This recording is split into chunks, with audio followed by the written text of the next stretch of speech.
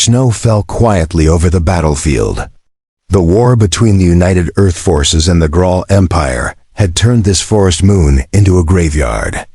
Ash covered the trees, bodies lay cold beneath white blankets, and smoke still rose from half-burned escape pods. Among the frozen wreckage, one man moved carefully. Eli Carter, a human scout who had been separated from his unit during the retreat. He kept his rifle close, his breath visible in the freezing air.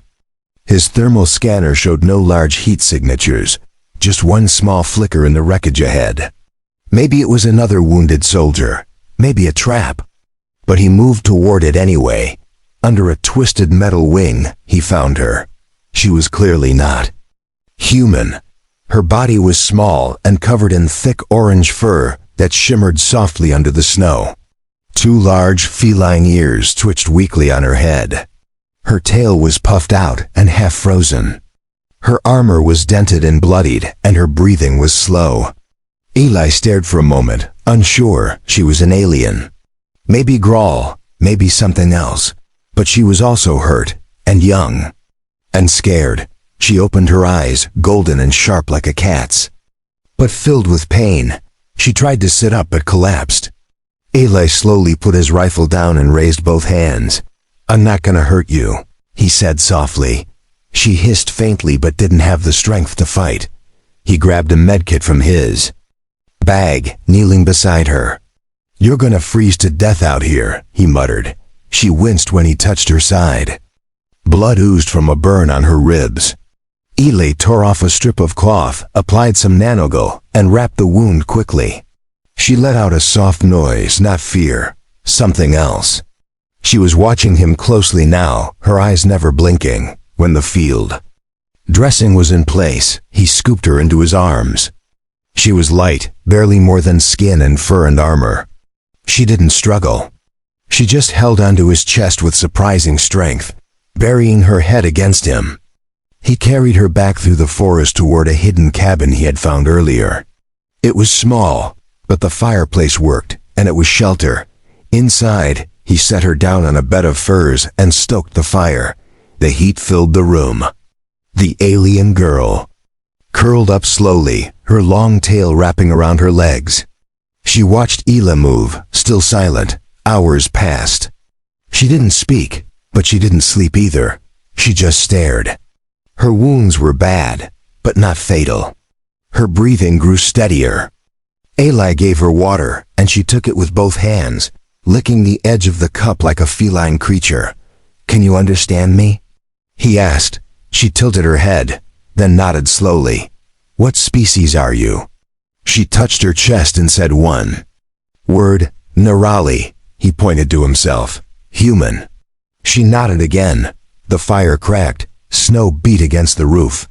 Silence settled. Then she did something unexpected. She crawled toward him slowly and gently touched his hand.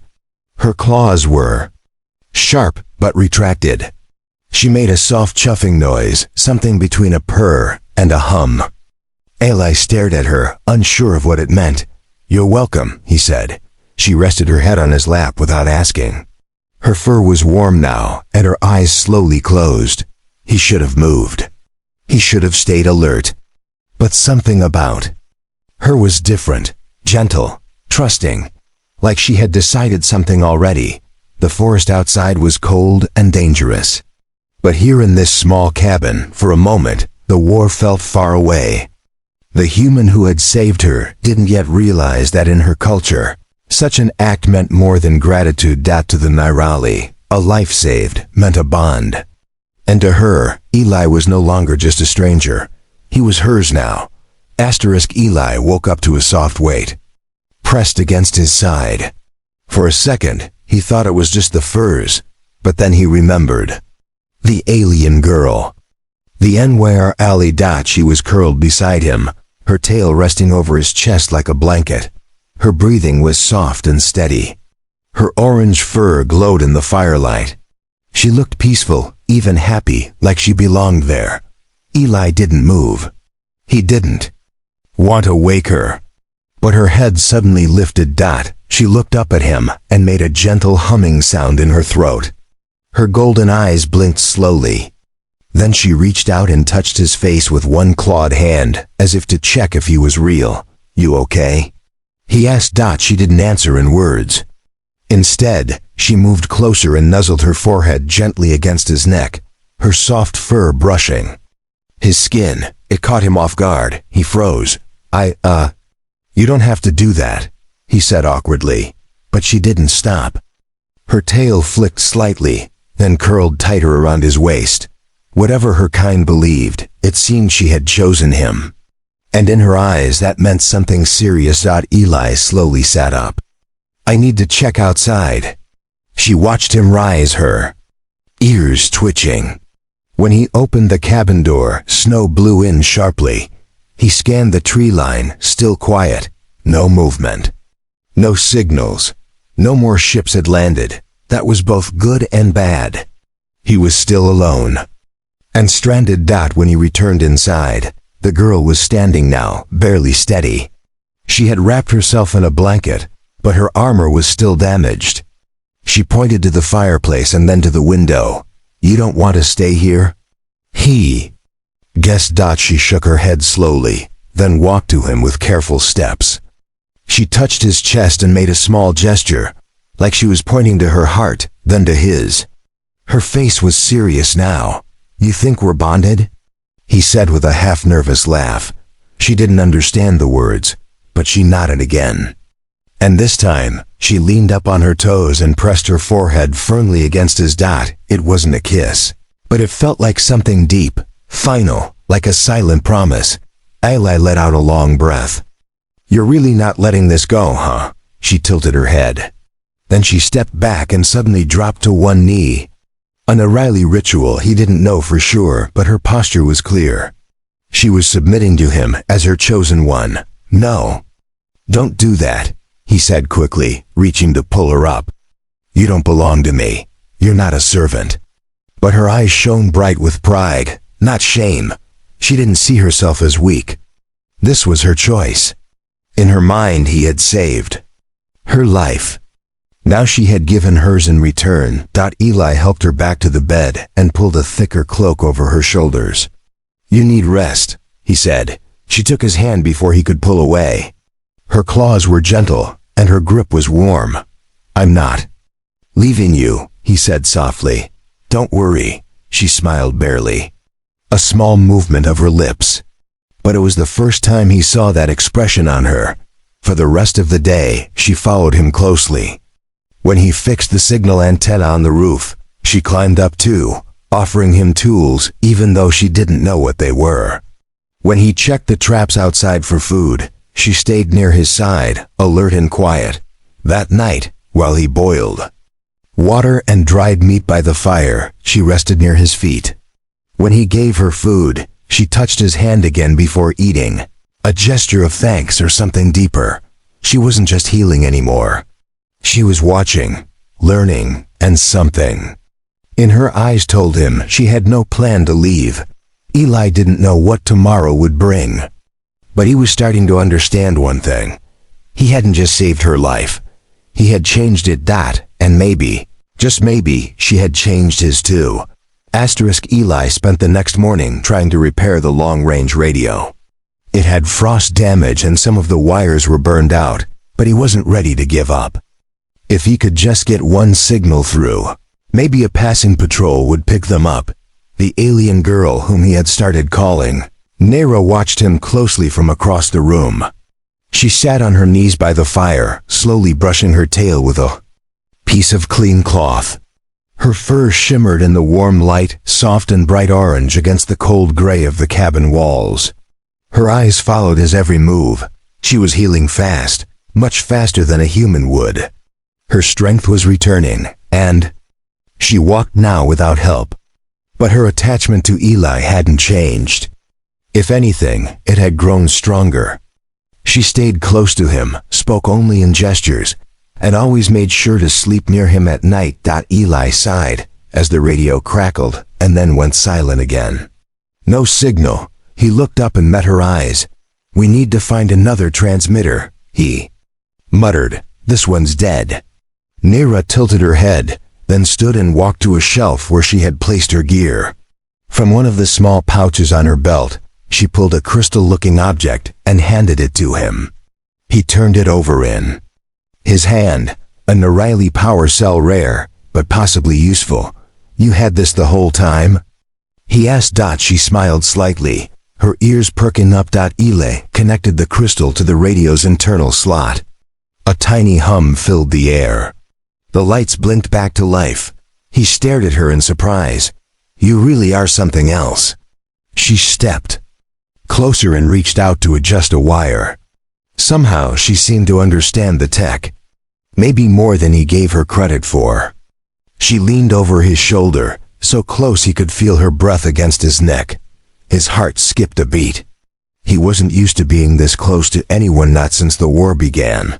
Suddenly, static turned into a soft voice on the radio. A signal. Weak, but real. "This is UE Outpost 7. Repeating, Outpost 7. If you're receiving this, respond." Eli pressed the button. "This is Scout Eli Carter. Survivor on Delta 3. I'm alive and not alone." The signal faded and came back, barely audible. Location. Received. Extraction in 72 hours. Eli exhaled in relief. They were going to make a. He turned to Nira. "Help is coming." She didn't fully understand the words, but she heard the tone. She smiled again, but this time, there was something behind her eyes. A flicker of sadness. Later, while packing supplies, he noticed her tail flicking more than usual. Her ears were lowered slightly. She didn't speak, but her body language had changed. "What's wrong?" he asked gently. She hesitated, then touched his chest again like before, but this time, she pointed to herself after. Then to the door. "You think I'll leave you?" She looked down and didn't answer. He stepped closer, placing a hand gently over hers. "You saved me too, Nira. I won't forget that." She looked up, her golden eyes shining. That night, she sat by the fire while Eli rested. She took off her shoulder armor and gently cleaned the scratches still healing on her side. The firelight glowed around her, casting shadows on her soft fur and delicate face. Eli watched quietly. She wasn't just an alien anymore. She was someone brave, loyal, beautiful. And her bond to him wasn't just instinct. It was choice. He didn't know what the next 72 hours would bring. But he knew one thing with certainty now. She wasn't just staying near him because of some alien custom. She had chosen him. And deep down, maybe he was choosing her too. The next day brought clear skies but biting cold. Eli stepped outside with the scanner to check their surroundings. The beacon signal was still active, which meant rescue was on its way, but there were still dangers. Rogue drones, scavenger beasts, and the worst of all, the silence of the forest. Too quiet. Back in the cabin, Nira was preparing something. She had collected leaves and herbs from the forest the day before, and now she was boiling them carefully in a small pot over the fire. The smell was strange but calming, earthy and sharp. When Eli returned, she offered him a warm cup with both hands. He raised an eyebrow. "What's this?" She made a soft noise and patted her chest, then pointed to his arm, where a small scratch had gotten redder overnight. He hesitated, then took a sip. It was bitter, but he trusted her. "You didn't have to," he said. She tilted her head, confused, then softly touched the center of her chest again, the same spot she kept pointing to. It wasn't just about healing, it was about care. About devotion. He sat down beside her as she curled up on the floor with her tail wrapping around her legs. They sat in silence, the only sound coming from the crackling fire and the soft wind outside. Later that night, Ailey noticed her watching him again, but this time with something deeper in her eyes, something unsure. Her ears flicked back and she lowered her head slightly. "What is it?" he asked. She hesitated, then took something out of her pouch, a small woven string with beads and feathers. She slowly tied it around his wrist. He stared at it. Is this some kind of symbol? She nodded slowly, then rested her head on his shoulder. That small piece of string was more than decoration. It was a mark, a claim, a gift. A vow. Eli closed his hand over it. He didn't pull it off, but the moment didn't last. A loud sound ripped through the trees outside. Eli jumped to his feet, grabbing his rifle. Nira stood beside him instantly. Alert, the forest was glowing. Small flickers of red light flashed between the trees. Drones, get down! Eli shouted, pushing her behind the table as one of the recon drones flew past the cabin window. He peeked out and cursed. Not rescue drones. These were Grawl recon units, the enemy. They must have followed the signal, he muttered. Nyra growled. Low, her claws slid out instinctively. She knew them too. Eli powered down the cabin lights. The two crouched in the dark, breathing slow, listening. The drone hovered for a while, then moved on. After a long, tense silence, Eli finally spoke. If they found the signal, they might come back in force. Nira placed a hand on his back and shook her head. Then she pointed at herself and mimed a circle around the cabin. She wanted to patrol. No, he said quickly. It's too dangerous, but she didn't move. She held her ground.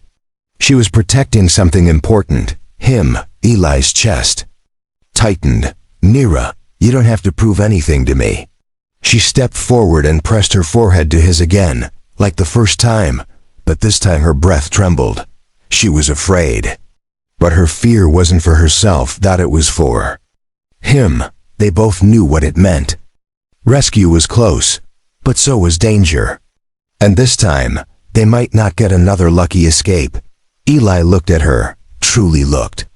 Not as an alien, not as someone he saved, but as someone who had stood beside him through cold, pain, and fear. All right, he whispered. We stand together. Nira smiled again. Not the small, unsure smile from before, but something real. Full, like she had been waiting for him to say those words.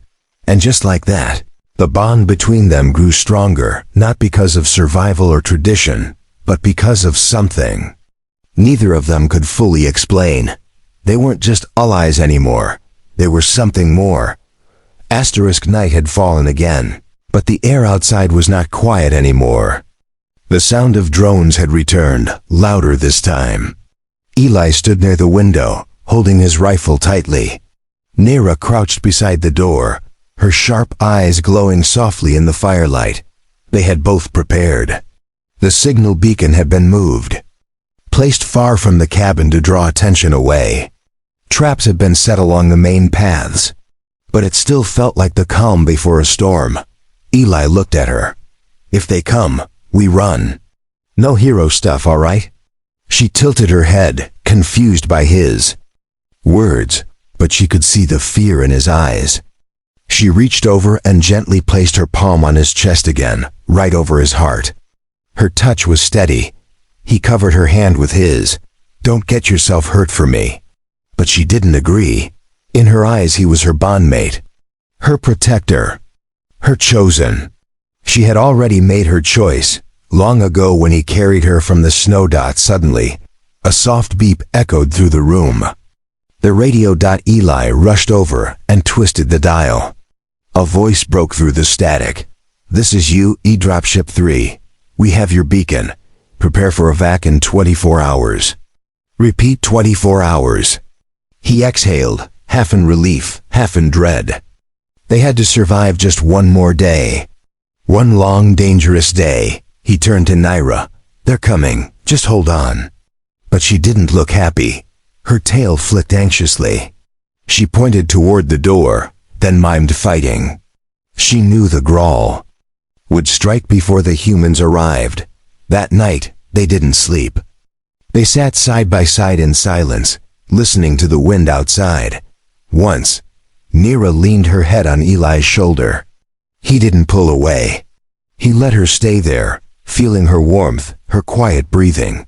It was strange. He had been a soldier most of his life, trained not to care. Not to feel, but this alien girl had broken through that wall without trying. She wasn't a mission anymore. She was someone who mattered. Just before dawn, they heard it, a low hum. Then heavy footsteps in the snow. Shadows moved through the trees, Grawl soldiers. Eli loaded his weapon and grabbed Nira's arm. "We go now," but she shook her head and pointed to the back. The emergency hatch. They slipped through the narrow tunnel and crawled through snow and roots until they reached the clearing behind the cabin. From there, they could see the patrol enter the house. 2 soldiers, dark armor, glowing blue visors. They searched fast. Aggressive. Eli raised his rifle, but Nira touched his arm and pointed to the trees. "Run?" he asked. She nodded. They moved quietly, step by step, deeper into the woods. But the snow betrayed them. A loud crack rang out behind them. A warning shot. They were spotted. Eli fired back, dropping one of the soldiers, but the other shouted something into his comms. "More will come," Eli whispered. "We have to find high ground." Nira led the way, leaping through the trees with graceful, silent steps. Even wounded, she moved like a hunter. He followed close behind, heart pounding. At the top of a ridge, they paused. The cabin below was burning now. Their shelter was gone. Eli looked at the sky. 24 hours. That's all they had to survive. Nira stood beside him, claws drawn, tail still. Eli looked at her, snow caught in her fur, breath misting in the cold air, eyes burning with fierce light. "You don't give up, do you?" She gave him a sharp little grin, and neither did he. The forest was no longer quiet. The Grawl had fully mobilized. Scout drones buzzed overhead, searching with cold precision. Troopers moved in squads, tracking footprints, heat signals, even scent. Eli and Nira had stayed ahead of them all night, but they were running out of strength. Out of cover. Out of time. They had made it to the cliffs near the ridge, a jagged place with stone towers and caves carved by wind. It was their last hiding spot. Eli crouched behind a boulder, breathing heavily, his fingers numb. His rifle was nearly out of charge. Nira sat beside him, watching the valley below. Her fur was covered in frost, but her eyes stayed sharp. "They'll find us soon," Eli muttered. No signal left. They burned the beacon. Nira didn't speak. She simply reached into her belt and pulled out the second power crystal, the last one. She held it out to him, silent. He shook his head. "No, you might need that." She touched his chest again, just like before. The same place. Her way of saying, "You're my heart now." Eli took the crystal. He didn't want to, but he knew it was their only chance.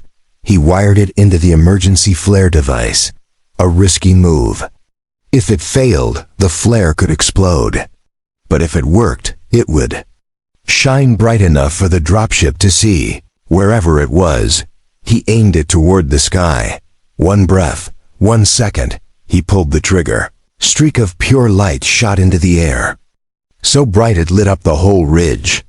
A signal of hope. And also, a signal of position. Nira turned quickly. The Grawl had seen it too. They were coming. Heavy steps echoed through the trees. Eli grabbed Nira's hand and pulled her toward the rocks. They found cover, hearts pounding, watching shadows approach. Blaster fire cracked through the air. Trees split. Rocks exploded. Eli returned fire. 1 shot. 2. But there were too many. Nira leapt forward, fast and fierce, using the high ground. She was no longer just hiding. She was fighting, protecting him. Eli tried to follow, shouting her name, but a blast knocked him down. His vision blurred. When he opened his eyes, he saw her Nira standing over him, blood on her fur, claws drawn. 3 Grawl lay motionless behind her. She had defended him with everything she had. He sat up, groaning. "Why would you do that?" She knelt beside him and rested her head against his. No words. Just warmth, just presence. Just love. Above them, a sudden roar shook the sky. A dropship. The rescue team arrived with fire and sound, breaking through the clouds like angels. Beams of light cut the trees, and armored humans dropped to the ground in seconds. Eli raised a hand. "Over here." They were lifted up, medics rushing in, weapons drawn to keep the Grawl away. Inside the ship, Nira stayed beside him. She didn't let go of his hand, even when they tried to separate them for treatment. "She's with me," Eli said firmly. The commander looked confused but nodded as the dropship lifted off. Nira pressed close to Eli and curled her tail around his waist. Even after everything, the cold, the blood, the fear, she still chose him. Back at the orbital station, they were treated and debriefed. Eli gave his report. The officials wanted to study her, question her, maybe even keep her in a lab. He stood in front of them and said just one thing: "She's not a subject. She's my mate, and I won't leave her behind." They didn't understand it fully, but she did. Later that night, as they sat on the balcony of the recovery center, watching the stars, Nira looked up at him and placed her hand on his chest. "One last time." Then, softly, for the first time in his language, she spoke a single word: "Home." Eli smiled, heart full. "Yes," he whispered. "You're home now."